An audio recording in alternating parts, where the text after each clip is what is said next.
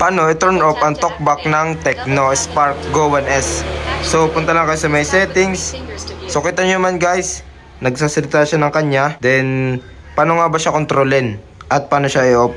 Click lang natin itong settings ng isa. Then, click ulit natin ng 2 beses naman.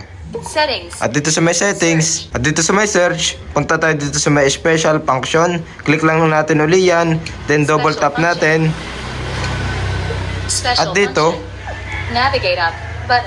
click nyo itong accessibility. At pagkapindot nyo, double tap nyo uli. Accessibility. Navigate up.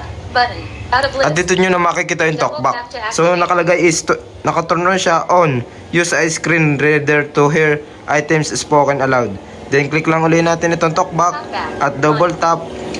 Talkback. At dito nyo na makikita yung button ng talkback. At paano nga ba siya i-off? Click nyo lang yung button na yan. Then double tap.